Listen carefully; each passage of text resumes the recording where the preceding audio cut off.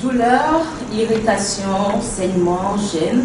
Un adulte sur 3 souffrirait d'hémorroïdes. Pourtant, nombreux sont ceux qui n'osent pas consulter pour cette maladie. Pourquoi? N'existe-t-il pas un traitement efficace contre ce mal? Et comment lutter contre les hémorroïdes?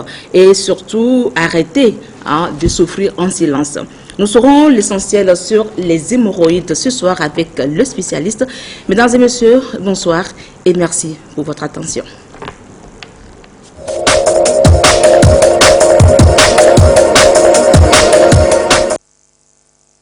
Voilà, c'est avec un grand plaisir que nous recevons sur le plateau Dr Akleso Bani. Il est hépato-gastro-entérologue et maître assistant à l'université de Lomé. Docteur Bani, bonsoir. Bonsoir, Caroline.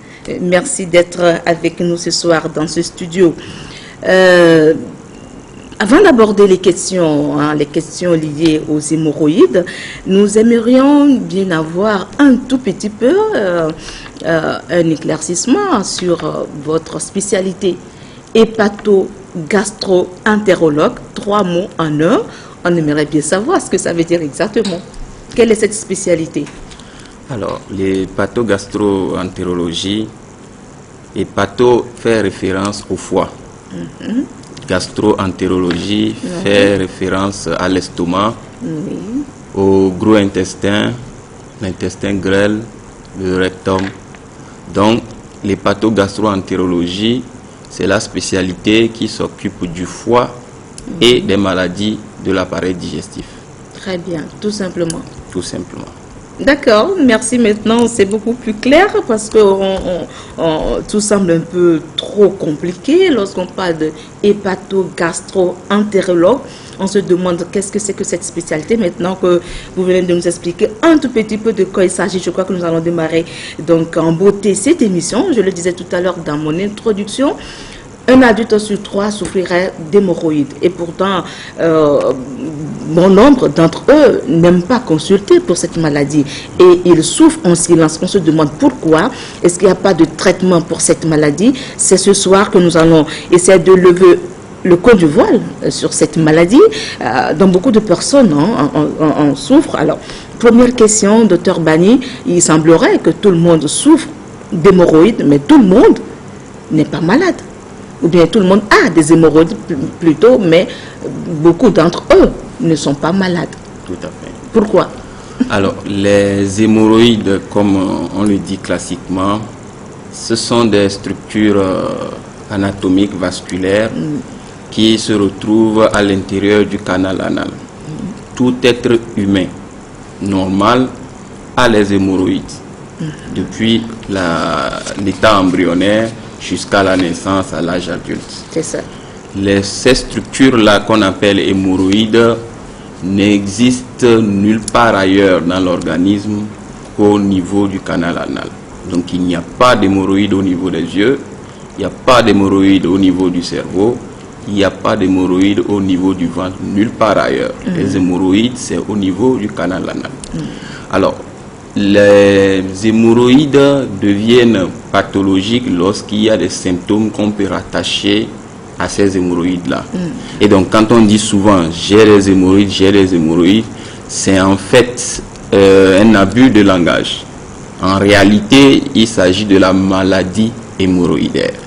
Donc, tout être humain a des hémorroïdes, mais c'est seulement les individus ou les personnes chez qui il y a des symptômes, des manifestations cliniques en rapport avec ces hémorroïdes-là qui font ce qu'on appelle la maladie hémorroïdaire.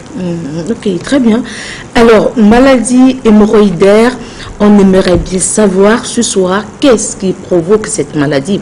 Vous l'avez dit, tout le monde a les hémorroïdes, mais il y a certains facteurs qui vont provoquer ou bien déclencher ces hémorroïdes et elles deviennent une maladie hémorroïdaire. Si je me fais bien comprendre, c'est bien exact. Tout à fait. Alors, En français facile, pour le commun des mortels, qu'est-ce qui cause cette maladie? Qu'est-ce qui va déclencher, bien provoquer ces hémorroïdes qui sont peut-être à l'état dormant dans notre organisme, dans l'organisme de tout un chacun de nous? D'accord. Alors, les hémorroïdes, comme on le dit classiquement, quand on va parler de maladie hémorroïdaire, ici on ne parlera pas de cause en tant que telle, mais il s'agit beaucoup plus des facteurs favorisants, des facteurs qui vont déclencher la maladie. Et essentiellement, il s'agit des troubles du transit, ce que nous, gastro-entérologues, nous appelons troubles du transit. C'est la constipation, c'est la diarrhée. Et ces troubles-là, généralement, vont favoriser les hémorroïdes par le fait que ça va engendrer des poussées excessives au niveau du périnée, au niveau du canal anal. Et donc, c'est ces poussées excessives-là qui vont irriter un peu les structures vasculaires, qui vont entraîner une dilatation de ces structures vasculaires qu'on appelle l'hémorroïde, et donc ça peut saigner.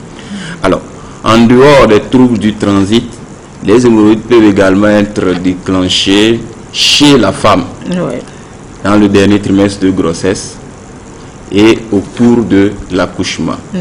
En dehors de ces deux facteurs, il y a d'autres facteurs bien entendu, mais essentiellement, il faut retenir que les hémorroïdes sont en rapport avec les troubles de transit, que ce soit la constipation ou la diarrhée, mais également chez la femme enceinte, il va s'agir de la grossesse ou alors de l'accouchement.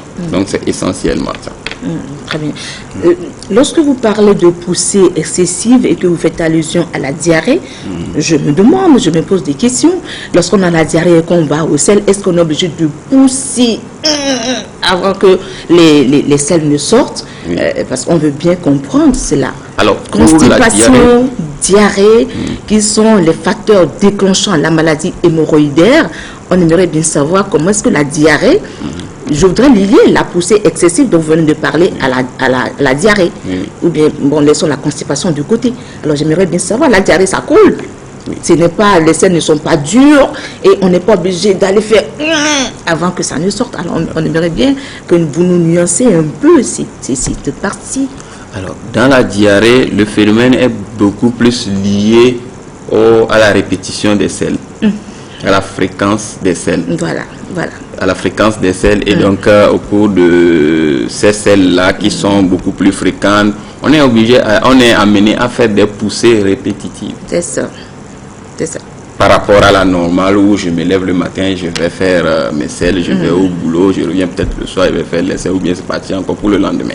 Alors au cours de la diarrhée, c'est plusieurs selles dans la journée et donc c'est plusieurs épisodes de poussée avec tout ce qu'il y a comme corollaire d'irritation, d'inflammation qui peut être en rapport avec la diarrhée elle-même. Donc c'est ce qui va expliquer le déclenchement de la maladie hémorroïdaire chez le patient qui fait une diarrhée. Très bien. Alors, est-ce qu'il n'y a pas l'aspect héréditaire de la chose?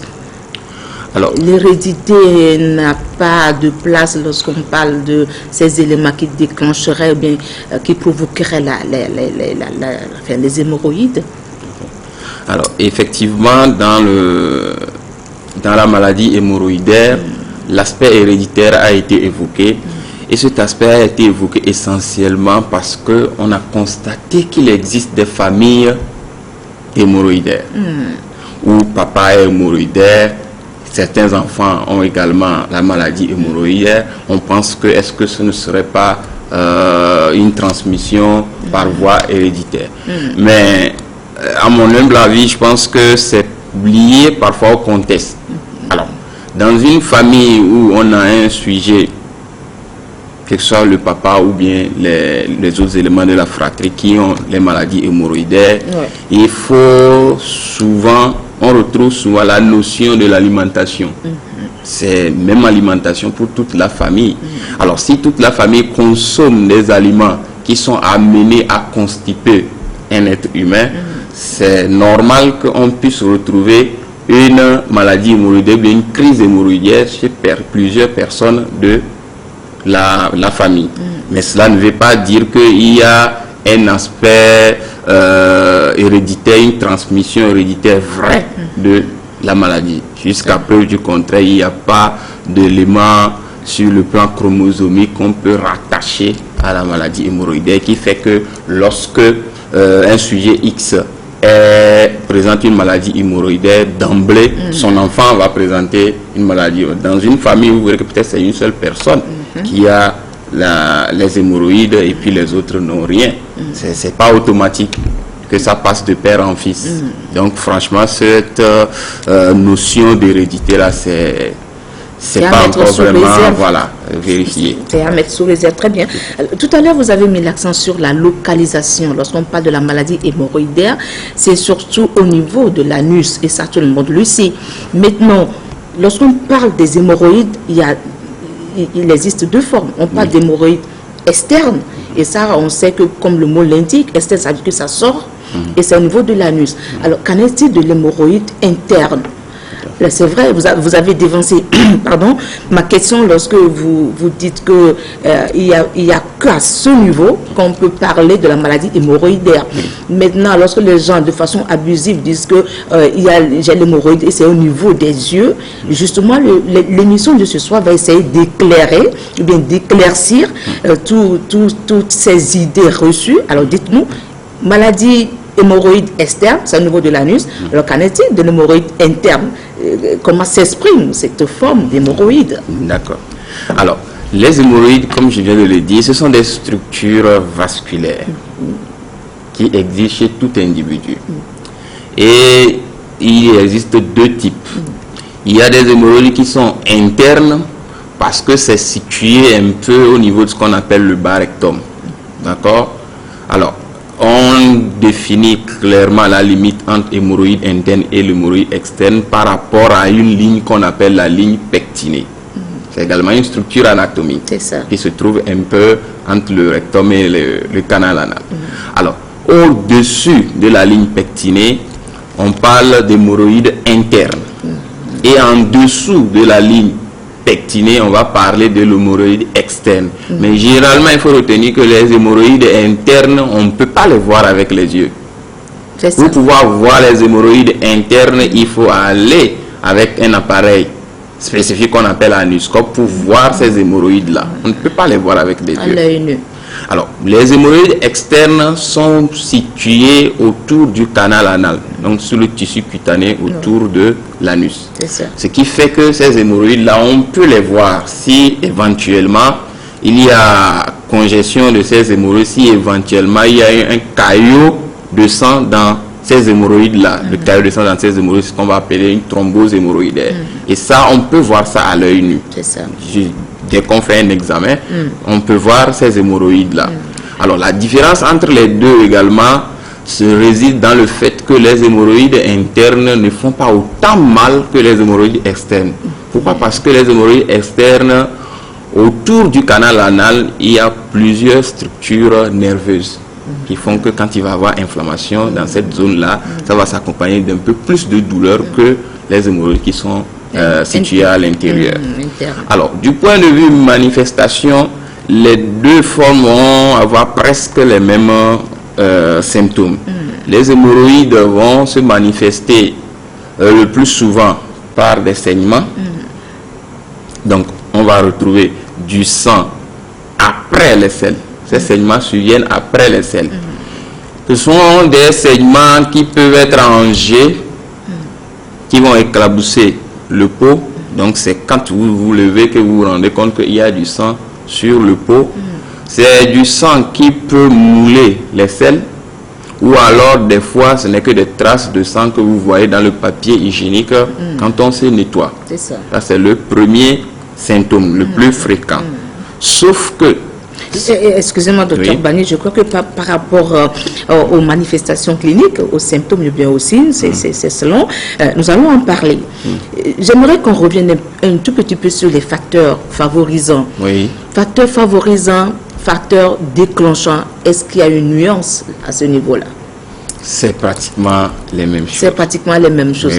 Alors, comme facteur déclenchant, vous avez mis l'accent sur l'alimentation. Alors, quel genre d'alimentation provoquerait les hémorroïdes? Alors, tout aliment qui peut constiper peut être à l'origine des hémorroïdes. Voilà. Puisque nous disons que la constipation va être un facteur déclenchant ou facteur favorisant des hémorroïdes. Donc, il va s'agir essentiellement d'une alimentation riche en féculents. Ça peut être les tubercules, voilà. Ça peut être les ignames, ça peut être le manioc, ça peut être le gari. Le pain constipe également. Voilà. Donc, tout ce qui peut rendre les selles dures peut être à l'origine d'une crise hémorroïdaire. Voilà. Qu'en est-il? C'est pas fini. Maintenant, j'aimerais bien que vous nous situiez un peu sur d'autres facteurs déclenchants. On parle des épices, on parle de l'alcool. Oui. Et donc ce soir, on voudrait savoir exactement ce qu'il en est. Et lorsqu'on parle des facteurs déclenchants, l'alimentation, c'est très bien, vous avez fait allusion à ça, une alimentation trop grasse, ok, et tout ce qui est comme féculent, les tubercules, vous venez de les citer. Alors on cite également l'alcool, une personne qui consomme excessivement de l'alcool, ou bien mange des plats trop épicés, voilà, et même on cite la chaleur. Et tout ça là, on voudrait vraiment savoir si exactement ces éléments déclenchent réellement les hémorroïdes. D'accord. Alors, l'alcool, effectivement, l'alcool ne fait pas bon ménage avec les hémorroïdes. C'est un constat. Plusieurs personnes qui font la maladie hémorroïdaire le font des fois au décours des prises d'alcool, que ce soit la bière ou toute forme d'alcool. Alors, généralement, il faut comprendre que l'alcool a un effet délétère sur les structures vasculaires. Ici, nous parlons de structures anatomiques vasculaires. Donc, ce seul fait déjà suffit pour que l'alcool ne puisse pas faire bon ménage avec les hémorroïdes.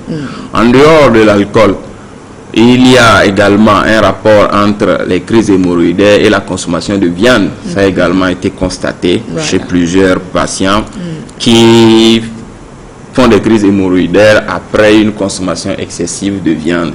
Est-ce que c'est lié à la nature de la viande? Est-ce que c'est lié au fait que la viande est riche en fibres? Franchement, je saurais le dire avec exactitude ici, mais ça c'est un constat. Autre chose, les épices, comme vous venez de l'évoquer, et ça c'est essentiellement, ça va être essentiellement lié à l'irritation que la consommation excessive des épices provoque au moment où on fait les sels. Donc, vous voyez un peu le rapprochement entre ces différents facteurs alimentaires et notre maladie hémorroïdaire ici. Très bien. Alors, nous avons voulu savoir si les gens ont une idée sur ce qui provoquerait ou bien causerait la maladie hémorroïdaire. Beaucoup de personnes se sont prononcées sur cette question. Nous allons les écouter, tout de suite.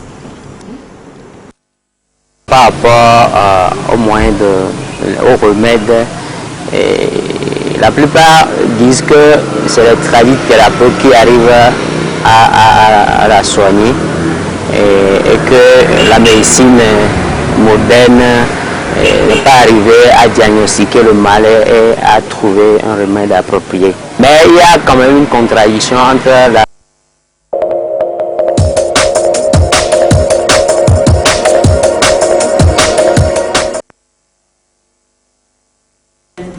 qui s'existe au niveau de la diffusion de ce sujet. Je parle du micro-trottoir dans lequel les gens se sont prononcés sur les causes de la maladie hémorroïdaire.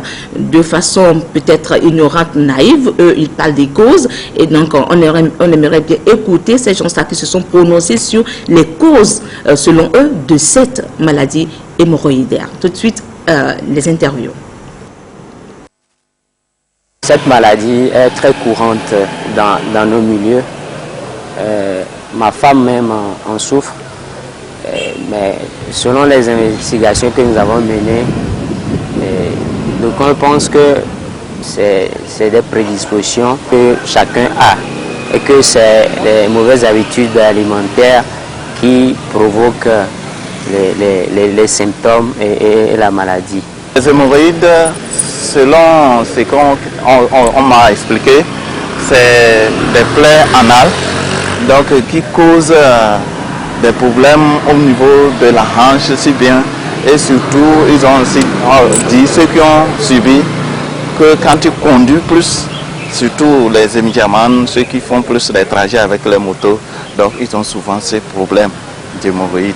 Donc et que si par moment tu n'arrives plus, ça donne même parfois la faiblesse sexuelle et que parfois même quand c'est trop, ça déclenche même des plaies anales. Les hémorroïdes proviennent de la consommation abusive des viandes saignantes, du pain et des dérivés du manioc. Bon, souvent les patients disent qu'ils font des selles saignants et souvent des douleurs anales. Dans notre famille, il y a les gens qui en souffrent, mais je ne sais pas trop ce que c'est parce que je ne le dis pas. Coco veut doigt, habit. Bah, quand vous habit là, va que c'est là tout dit non. Atike si veut me donner et au lavanya bena habillé lo coco e. Wa coco a bema nous la menti subo que mi mate torti e dore caber le que poeve ono. E que e mama hula vona na meno. E manya no gugu na o ku metro ku hame.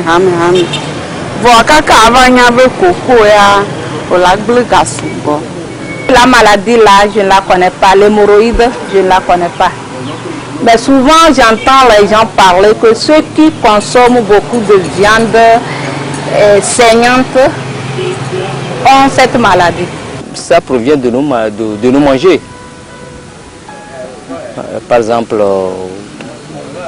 les cabières parlent souvent de chocoros. Les évêques disent foufou. Les tubercules quoi, ça provient, ça cause souvent les hémorroïdes. Donc quitte à maintenant au médecin de nous dire comment manger, des choses comme ça, de nous conseiller quoi, pour que ça puisse diminuer quoi. Quand on parle de l'hémorroïde, ça rend beaucoup de choses dans la santé humaine. Ça, on va passer par les avérages. Actuellement, moi-même qui suis ici, je suis actuellement affecté, je dirais, par l'hémorroïde. Bon, parfois j'ai eu à aller des hôpitaux, n'importe où, on me dit de cesser de manger ceci, de cesser de manger ça, de soit patati patata. Moi, je trouve que quelque part, l'hémorroïde n'est pas une maladie qu'on doit nous obliger de ne pas consommer le produit que le bon Dieu nous a donné de consommer. Parce qu'il nous a dit, venez sur terre manger tout ce que vous voulez, tout ce qu'il a créé sur la terre de manger. Maintenant on dit de ne pas manger ceci, ça va causer l'hémorroïde. Sincèrement, moi je ne comprends pas. Bon, l'hémorroïde, en fait, j'entends souvent parler de l'hémorroïde, mais bon, personnellement, je ne sais pas ce que c'est. Je n'ai pas l'information des manifestations, je ne l'ai pas. Donc, je ne peux pas vous dire grand-chose sur ça.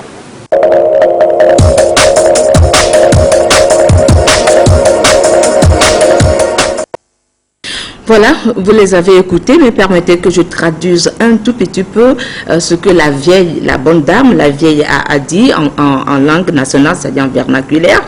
Elle a mis l'accent sur les signes, certains symptômes de la maladie. La personne qui souffrirait de l'hémorroïde va commencer par faire le paludisme, après c'est des plaies, même la personne sera anémiée, la personne manquera d'appétit et tout ça.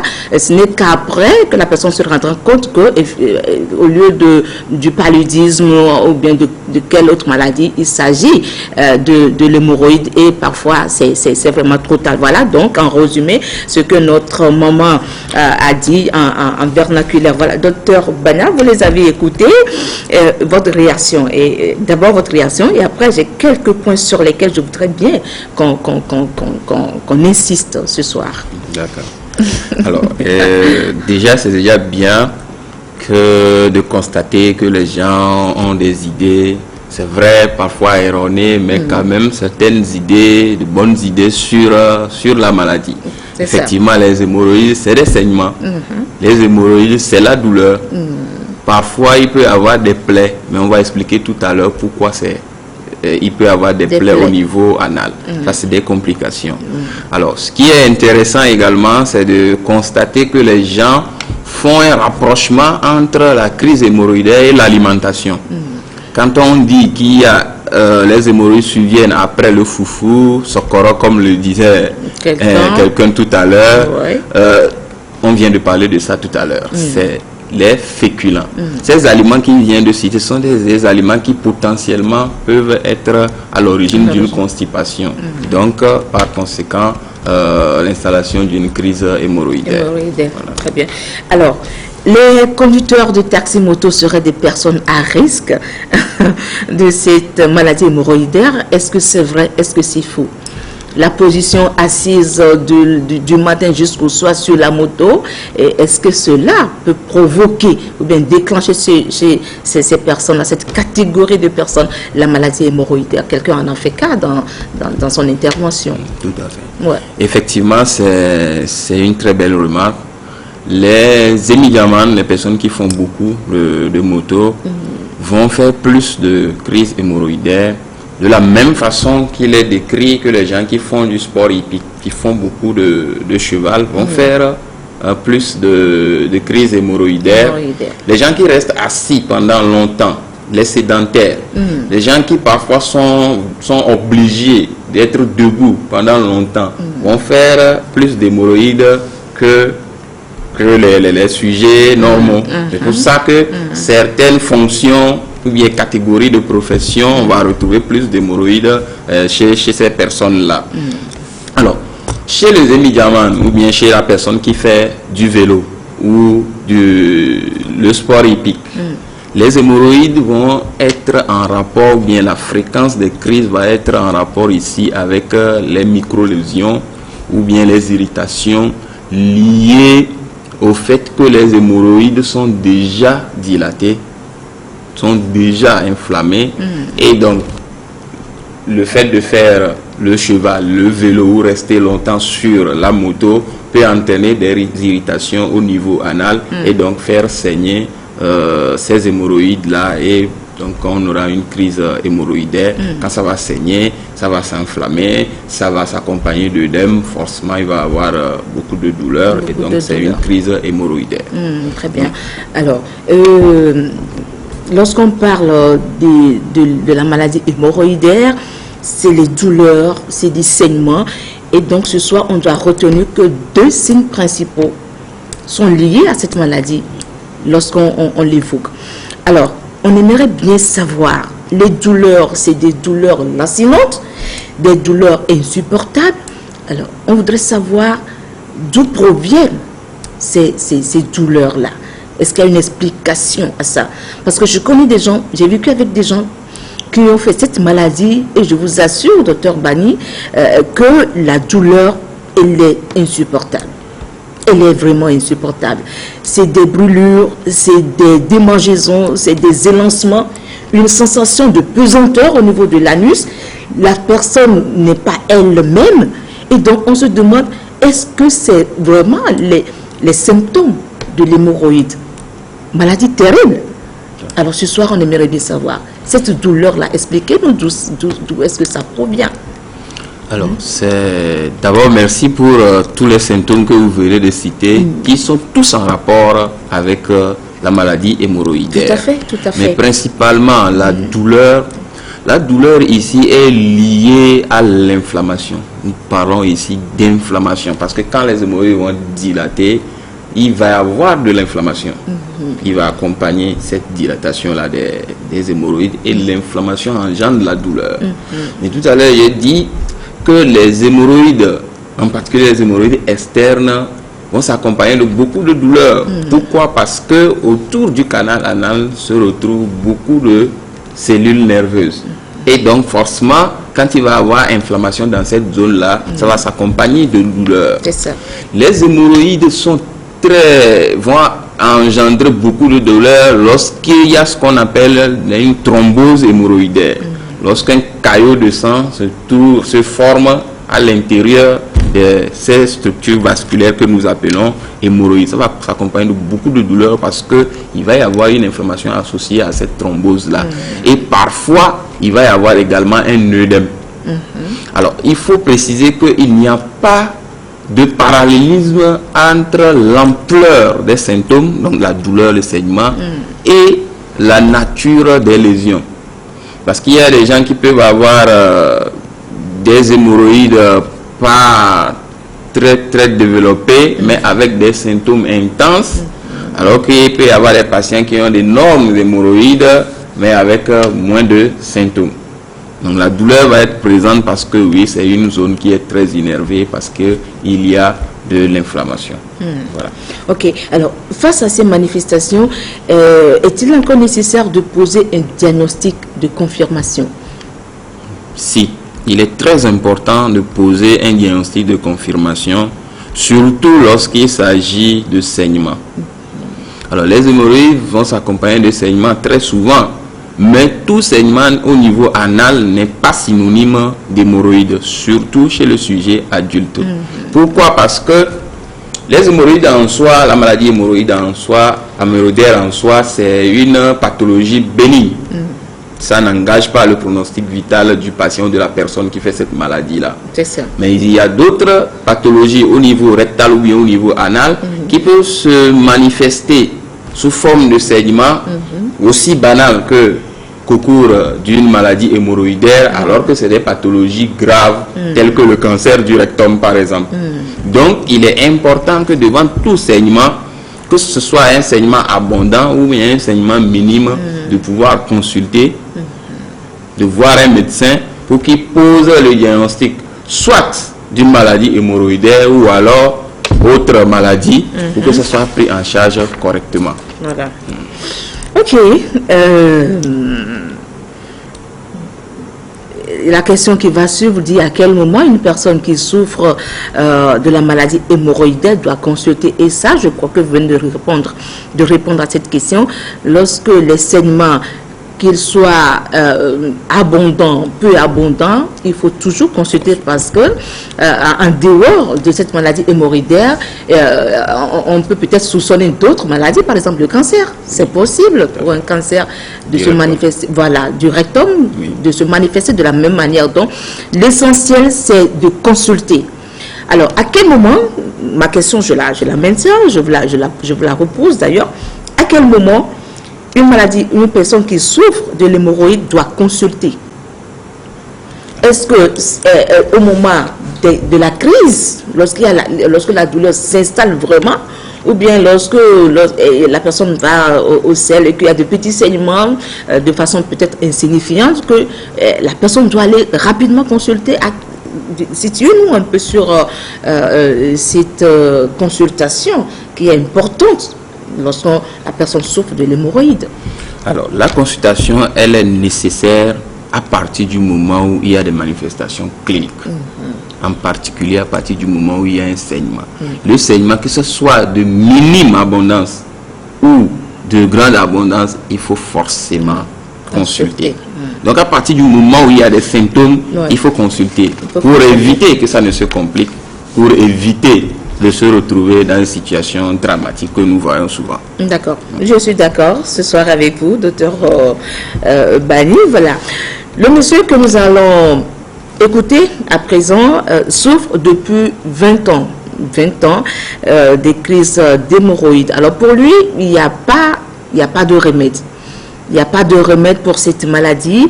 Mais nous lui avons quand même posé la question de savoir comment est-ce qu'il arrive à gérer ces crises ou bien à vivre au quotidien avec son mal. Alors, voici ce qu'il nous dit. Écoutons tout de suite son témoignage. Je ne connais pas la cause. Je ne connais pas le traitement. Seulement ce que je sais que moi-même j'ai l'hémorroïde. Tous les produits que j'ai en a consommé, ça n'a jamais guéri. Donc c'est pourquoi je dis que l'hémorroïde n'a pas de produit. Parce que moi j'ai eu l'hémorroïde, des produits qu'on m'a prescrit, jusqu'à m'a injecté même, ça n'a pas eu de fait. Donc je suis encore avec ça, ça fait presque 20 ans. Il faut éviter les aliments. Les gens disent souvent que le gombo, moi je crois que c'est un faux problème. Le gombo ne fait pas l'hémorroïde. Les choses coulées ne font pas l'hémorroïde. Mais seulement, ce que je sais est que quand il prend trop d'alcool, ça crée l'hémorroïde. ça ne finit pas. Parce que j'ai fait l'expérience pour l'hémorroïde. Quand je prends la viande de bœuf, je fais les selles sanglantes. Mais quand je ne prends pas, je ne fais pas. Et qu'un temps, j'ai cessé d'utiliser les papiers hygiéniques ou quoi, c'est l'eau que j'utilise. Donc, selon moi, j'ai vu que ça améliore. Et je ne sens pas. Mais c'est quand je fais l'abus d'alcool, c'est ça qui fait des fois que l'hémorroïde là revient. Donc, si bien que j'ai évité ce système et je pense que ça me sied. Et l'expérience que moi-même j'ai essayé, c'est que quand tu fais les sels, il faut utiliser l'eau. Si c'est les papiers ou bien papier hygiénique, les matières fécales ne finissent jamais. Si c'est l'eau, là, ça peut nettoyer correctement. Donc c'est le reste des matières qui restent en frottant des choses qui créent des plaies qui font hémorroïdes.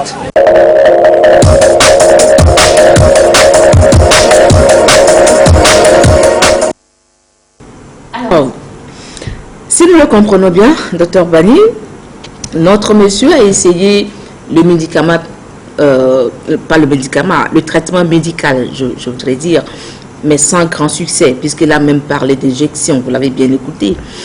Alors, finalement, il a compris qu'il faille adopter un mode de vie approprié, éviter un certain nombre de choses. Alors, qu'est-ce que vous lui répondez ce soir à ce monsieur? Vous l'avez écouté. Alors, à ce monsieur, je pense que effectivement, c'est quelqu'un qui doit porter une maladie hémorroïdaire vraie depuis longtemps. Mais il ne faut pas faire de confusion entre la prescription ou alors le traitement médical et le traitement ou alors les mesures hygiéno-diététiques. La prise en charge ou alors le traitement des hémorroïdes, c'est un tout. C'est un tout qui comporte avant tout le respect des mesures hygiéno-diététiques. Et ces mesures hygiéno-diététiques-là ne peuvent pas être détachées du traitement médical. Le traitement médical, c'est un traitement symptomatique pour calmer la douleur, pour rendre les selles molles, pour arrêter un peu le saignement, pour faire baisser l'inflammation. Mais tous ces traitements-là vont être associés au respect des mesures hygiéno-diététiques.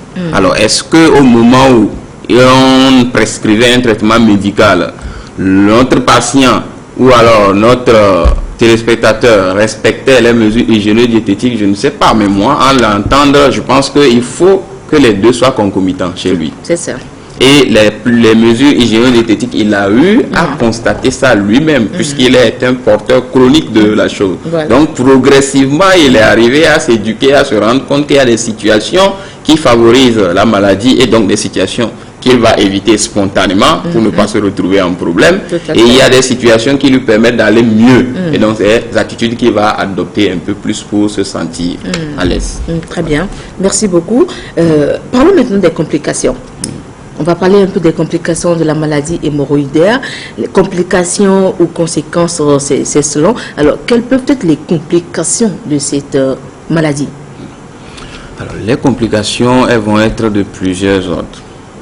Les complications peuvent être liées au retard de consultation. Quand on saigne régulièrement et qu'on n'a pas l'esprit d'aller consulter tôt un médecin. Alors, ces saignements répétés peuvent amener le patient à faire une anémie. Ce qui ne devait pas être le cas si il avait consulté tôt. C'est ça. Alors, en dehors de l'anémie, les hémorroïdes en soi, quand ça dure trop, quand ça traîne trop, il peut y avoir ce qu'on appelle une procidence des hémorroïdes. Les hémorroïdes internes peuvent sortir carrément dehors. Ça veut dire que c'est une maladie qui a longtemps duré, qui a vieilli. Il y a eu beaucoup de relâchement au niveau péritonéal et donc toutes les structures qui amarraient les hémorroïdes à l'intérieur sont en train de relâcher progressivement et donc les hémorroïdes vont sortir. En ce moment, le traitement médical, il est dépassé. Il faut commencer par penser à un traitement instrumental. En dehors de ça, il y a des traitements personnels, je vais dire traditionnels, que les uns et les autres vont essayer de pratiquer pour se soulager. Et c'est généralement ces traitements-là qui nous posent problème. Parce qu'on utilise parfois des décoctions ou alors des produits irritants qui peuvent soit aggraver les saignements, généralement c'est le cas, ou alors carrément entraîner des ulcérations au niveau anal. Donc voilà les grandes complications qu'on peut avoir souvent en rapport avec ces hémorroïdes-là. Alors les hémorroïdes en soi, quand ça dure trop également, ça va laisser des structures séquelaires qu'on appelle des marisques. C'est des boules qu'on va retrouver au niveau de l'anus. Et ces boules-là peuvent être surinfectées. D'accord, quand ce n'est pas nettoyé correctement, ça peut se surinfecter. Ça peut amener des démangeaisons au niveau anal. Ça peut amener des suintements. Donc voilà un peu les complications qu'on peut noter. Alors, est-ce qu'on ne peut pas parler de l'amaigrissement? Lorsque la douleur s'installe, la personne n'arrive plus à manger et la personne va maigrir, va dépérir. Est-ce que l'amaigrissement, la perte de poids ne peut pas être aussi l'une des complications, des conséquences de la maladie? En général, il n'y a pas de raison pour qu'il y ait un amaigrissement dans une maladie hémorroïdaire. Le patient qui fait une maladie hémorroïdaire, c'est un patient qui se présente comme vous et moi. Généralement, son état général est bien conservé. Donc, il n'y a pas de raison pour qu'il y ait un amaigrissement. Un patient qui fait une maladie hémorroïdaire, comme je le dis, c'est une maladie bénigne et qui présente un amaigrissement. Moi, en tant que médecin, je vais m'en inquiéter, je vais chercher autre chose. Est-ce qu'il n'y a pas une autre pathologie associée à ces hémorroïdes-là? Et donc, on doit comprendre ce soir que la maladie hémorroïdaire n'est pas une maladie mortelle. C'est pas du tout une maladie mortelle. Pas du tout? Pas du tout. Très bien. Alors, vous avez déjà commencé par nous parler de la prise en charge de cette pathologie. Quel traitement aujourd'hui vous offrez aux patients? Vous l'avez dit, lorsque les hémorroïdes dépassent une certaine période, le traitement symptomatique ne tient plus. Il faut un traitement instrumental, c'est-à-dire un traitement opératoire avec des techniques opératoires. Je voudrais parler de la chirurgie, je dis n'importe quoi. Alors, parlez-nous un peu des différents types de traitements que vous proposez aujourd'hui aux patients souffrant de la maladie hémorroïdaire. Alors, pour un patient qui souffre d'une maladie hémorroïdaire, le premier traitement, c'est le respect des mesures hygiéno-diététiques. Donc, l'éviction de tous les facteurs qui peuvent constiper. Donc, une alimentation équilibrée, riche en légumes, en fruits, riche en fibres alimentaires, comme on le dit, pour que les selles ne soient pas dures. Il faut s'hydrater correctement, surtout au moment de manger, parce que généralement, on ne prend pas l'habitude de boire assez d'eau quand on mange. Ça, c'est également important. Il faut également avoir à l'esprit que la sédentarité ne fait pas bon ménage avec les hémorroïdes, comme je l'ai dit. Donc, il est toujours important de faire un peu d'activité pour éviter cette sédentarité-là. Donc, avant tout, le gros du traitement, c'est le respect de tout ce qui va éviter, ou bien de tout ce qui va provoquer, voilà, l'éviction de tout ce qui va provoquer la survenue d'une crise hémorroïdaire. Maintenant, à côté de cela, ou bien au-delà de cela, il y a un traitement médical qui, avant tout, est un traitement symptomatique. Donc, un patient qui fait des hémorroïdes, qui présente des douleurs, il est normal qu'on cherche à calmer sa douleur. Parce que, comme vous l'avez dit tout à l'heure, la douleur, elle est parfois très intense, elle est insupportable. Ça empêche parfois même de s'asseoir. Donc ça va handicaper en quelque sorte le patient dans ses activités professionnelles. Tout à fait. Donc il faut calmer la douleur. Il faut lever l'inflammation.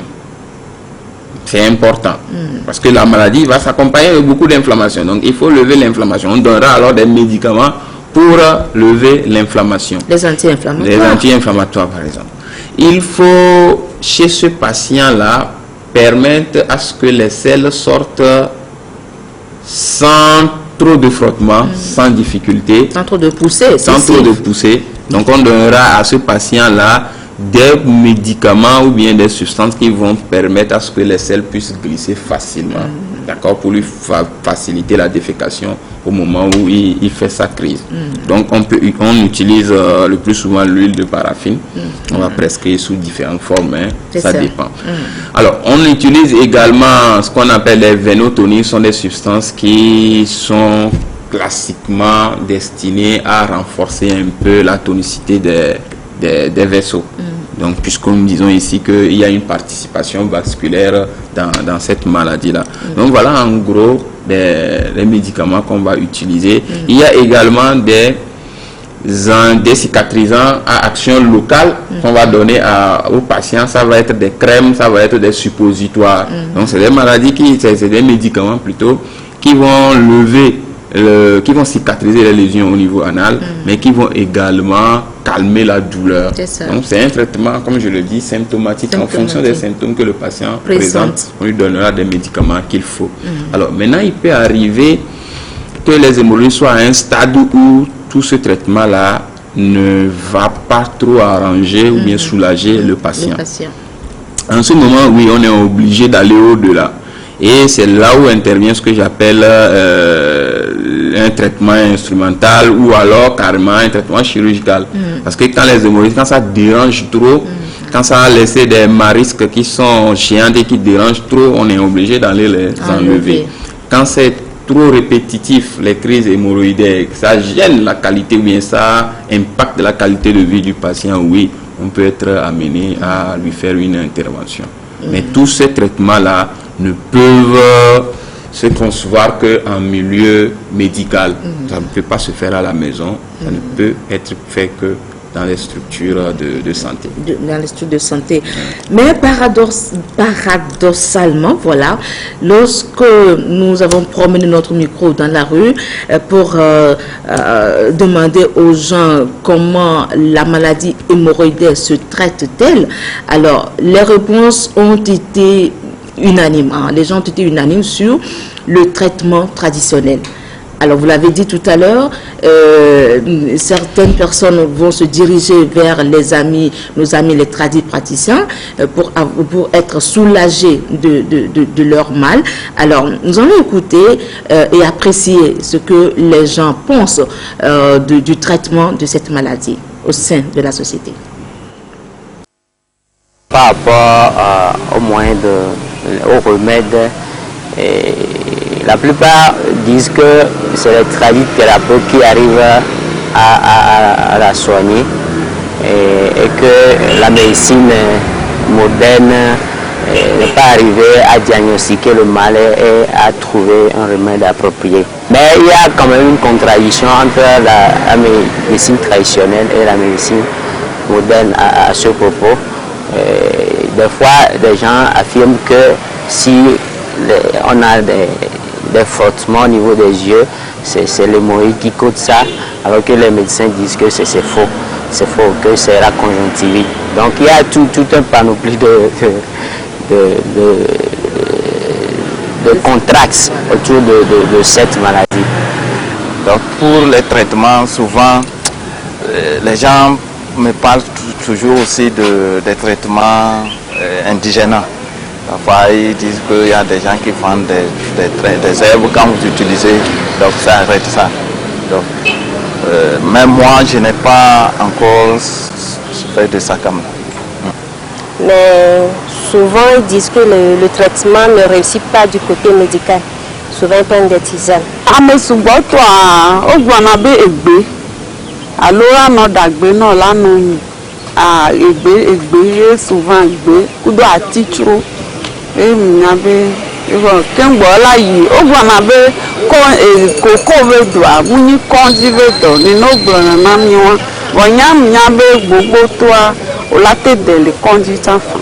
J'entends aussi les vendeurs de produits, de médicaments traditionnels, souvent qui crient que ça traite cette maladie. Mais je n'ai pas eu ça dans ma famille pour voir si c'est les produits traditionnels ou l'hôpital.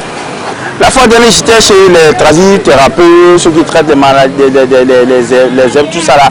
Ils me disent non, que voilà, que non, que l'hémorroïde, moi mon ami, tu sais, faut arrêter de manger ceci, il faut arrêter de faire ceci pour que ça se cesse. Pourquoi ne pas aller en pharmacie et chercher des produits pharmaceutiques pour traiter l'hémorroïde? Une fois de bon. Disons la vérité, s'il y a vraiment un produit pour l'hémorroïde, qui traite vraiment l'hémorroïde, disons la vérité, allons à la pharmacie chercher un produit qui peut nous traiter ça.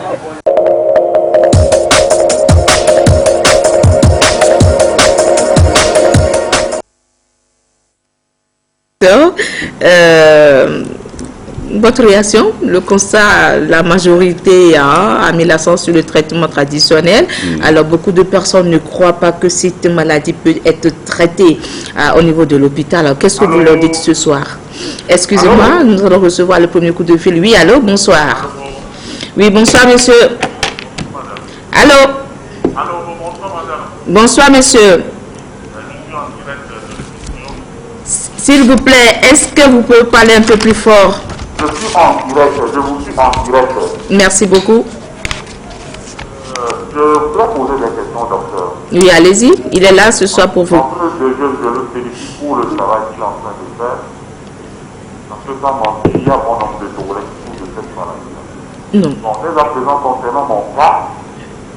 Allô? Oui, oui, parlez un peu plus fort, augmentez le volume de votre voix, s'il vous plaît.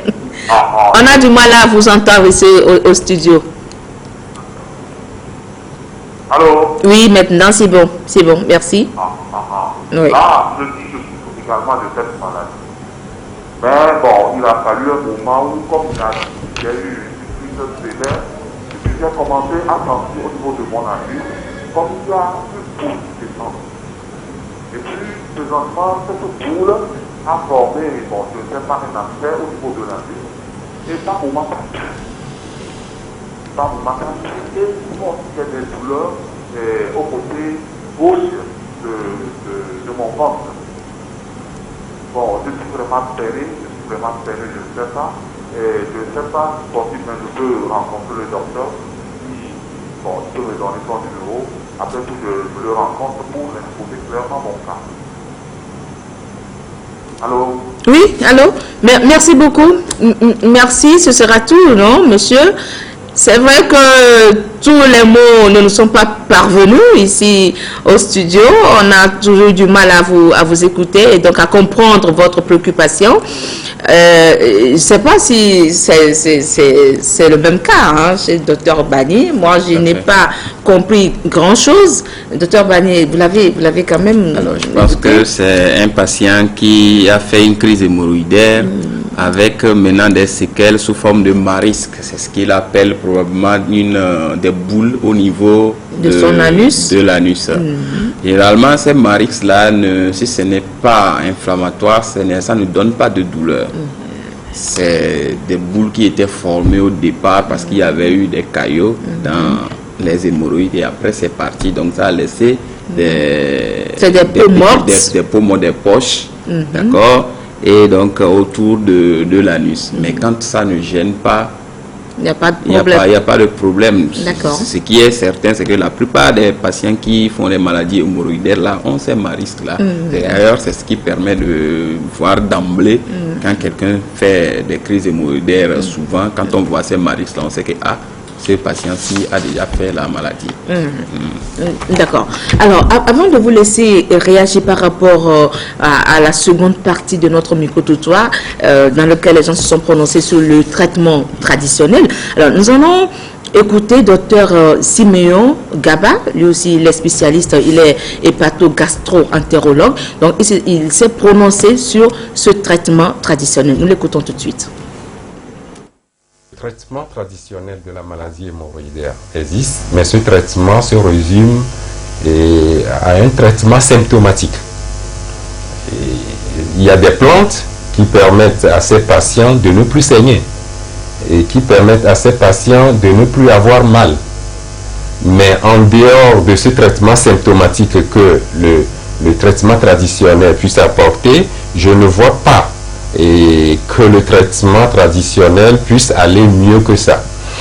Lorsque on veut utiliser le traitement traditionnel à un degré plus, on utilise souvent des produits à base de soude, à base d'acide. Et qu'est-ce que nous voyons à la consultation lorsque les complications surviennent? Ce sont des patients qui ont introduit des préparations magistrales traditionnelles dans l'anus, et ces produits vont aller ronger l'anus, créer secondairement une surinfection au niveau de l'anus. Et cette surinfection s'étale dans toute la région et on retrouve les gens avec une suppuration anale. Le recours, c'est la chirurgie, une chirurgie réparatrice de l'anus. Donc on est parti de saignements hémorroïdaires pour aboutir à une chirurgie réparatrice et non plus réparer la maladie hémorroïdaire, mais c'est de reconstituer l'anus pour la personne. En dehors de ça, on voit les gens qui prennent les produits par la bouche. Et ces produits sont également à base de soude, à base d'acide. Et on leur conseille parfois de diluer ces produits avant de les prendre, mais le plus souvent ils oublient, ils prennent ces produits non dilués qui vont aller créer des hémorragies digestives. Les gens ont perdu la vie en voulant traiter la maladie hémorroïdaire traditionnellement. On a vu des patients qui ont eu une sténose de l'œsophage, c'est-à-dire il y a la plaie au niveau de l'œsophage. Lorsque la plaie veut se cicatriser, l'œsophage se ferme. On est obligé également d'avoir recours à la chirurgie, aller prendre une partie de l'intestin pour interposer à la place de l'œsophage. Vous voyez, le traitement traditionnel n'est que symptomatique, mais faire mieux que le traitement médical, je ne crois pas.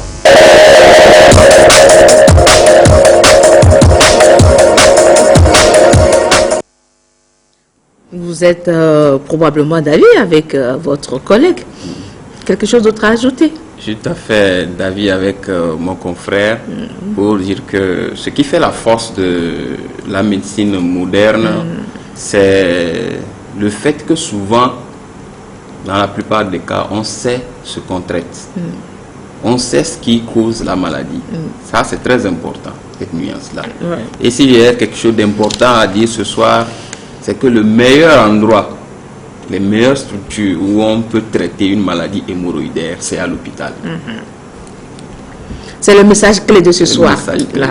Le message clé de ce soir. Alors, voilà, nous avons une dizaine de questions qui nous sont parvenues. Malheureusement, il ne nous reste que moins de 10 minutes. Nous allons juste prendre trois questions. Et donc, docteur Bani, je prends ces questions-là comme ça au hasard. Bonsoir, docteur. J'aimerais savoir si les hémorroïdes font gratter les yeux. Non, il n'y a aucune relation avec les yeux. Bon, je me substitue au docteur pour répondre à cette question, si vous le permettez, bien évidemment. Alors, bonsoir. Mon bébé de 1 mois souffre d'hémorroïdes externes, anales et se fait voir, et la maman aussi. Alors, je reprends la question pour vous, docteur. Mon bébé de 1 mois souffre d'hémorroïdes externes anales et se fait voir. Et la maman aussi. Aidez-nous, s'il vous plaît. Et ça, c'est un papa qui nous a envoyé cette question. Votre pour la maman, je suis parfaitement d'accord qu'il puisse s'agir d'une maladie hémorroïdaire. Mais pour le bébé de 1 mois, j'aimerais voir, je pense que c'est très exceptionnel de voir des hémorroïdes à cet âge-là. Donc c'est un enfant qu'on doit pouvoir voir pour se situer vraiment si c'est des hémorroïdes ou bien c'est autre chose. C'est autre chose, très bien. Alors tout simplement, il faudrait que maman amène son enfant en consultation et comme ça le spécialiste va voir de près de quoi est-ce qu'il s'agit et apporter une solution à notre bébé. Je voudrais savoir, docteur, la différence entre l'hémorroïde et le prolapsus rectal. Il y a une grande différence entre l'hémorroïde et le prolapsus rectal. Le prolapsus rectal, comme son nom le dit, c'est le rectum qui sort en dehors de son cadre normal, donc qui sort par l'anus. C'est différent lorsqu'on a une thrombose hémorroïdaire, donc des caillots dans les hémorroïdes, surtout hémorroïdes externes. Il peut arriver que les hémorroïdes internes sortent, soit prolabées en dehors de l'anus. Mais ce n'est pas un prolapsus rectal. Le prolapsus rectal, c'est le rectum qui sort carrément de l'anus. Dernière question, bonsoir, c'est Jean-Pierre depuis Bamako. J'aimerais savoir si l'hémorroïde peut se manifester à d'autres endroits du corps, comme les yeux et la bouche. C'est non. monsieur du Mali, c'est non, c'est seulement au niveau de l'anus. Voilà, c'est seulement au niveau de l'anus. Voilà, je crois qu'on ne peut plus continuer avec les questions malheureusement, mais quand même merci pour l'attention que vous portez à cette émission et pour toutes ces questions. On va peut-être faire ramener l'invité une autre fois pour répondre à toutes vos préoccupations. Voilà, nous sommes pratiquement à la fin de notre émission. Docteur, comment doit-on lutter contre les hémorroïdes de manière générale? Est-ce qu'il y a des mesures préventives? Les mesures préventives, c'est d'éviter, si je peux le dire, toutes les situations qui peuvent constiper un sujet quelconque. Parce que la constipation va entraîner les hémorroïdes. C'est d'éviter la sédentarité en ayant un peu plus d'activité dans sa vie de tous les jours. Alors, vous parlez tantôt du traitement, puisque ce soir, les gens sont au courant que désormais, la maladie hémorroïdaire se traite de façon efficace à l'hôpital, dans une structure de santé. Est-ce qu'on peut avoir une idée sur le coût de ce traitement? Ça va intéresser beaucoup nos téléspectateurs ce soir. Alors, l'ensemble des produits que nous allons prescrire pour un patient qui présente des hémorroïdes ne va pas dépasser les 15-20 000. 15-20 000. Et ça, je le dis encore, ça dépend des symptômes que le patient a. Tous les patients n'ont pas les mêmes ordonnances. Ça dépend des symptômes. Un patient peut venir pour une crise hémorroïdaire s'il n'a pas de douleur, s'il n'a que des saignements, peut sortir avec une ordonnance de moins de 10 000 ou de 5 000. Ça dépend de ce que le patient a. Donc l'ordonnance est fonction des symptômes et donc des médicaments qu'on prescrit. Très bien. Et quand il va s'agir d'une intervention instrumentale? L'intervention instrumentale également, ça dépend du type d'intervention et dans quelle structure l'intervention est réalisée. C'est ça. Donc, c'est au cas par cas. C'est au cas par cas. Très bien. Merci beaucoup, docteur Akleso Bani, d'être passé ce soir sur le plateau vert, le plateau de santé d'abord. Voilà, mesdames et messieurs, c'est la fin. C'est la fin de cette émission. Mettez tout simplement en pratique les conseils du spécialiste et vous souffrirez moins des hémorroïdes. Cependant, n'hésitez surtout pas à vous faire consulter lorsqu'il y a un petit saignement au niveau des selles. Alors, allez voir un spécialiste. Merci pour votre fidélité et surtout pour votre attention à cette émission. Merci également à toute l'équipe de la réalisation. On se donne rendez-vous le mardi prochain si tout va bien. Et j'espère que d'ici là, tout ira bien. Excellente fin de soirée sur la première. Au revoir et à très bientôt.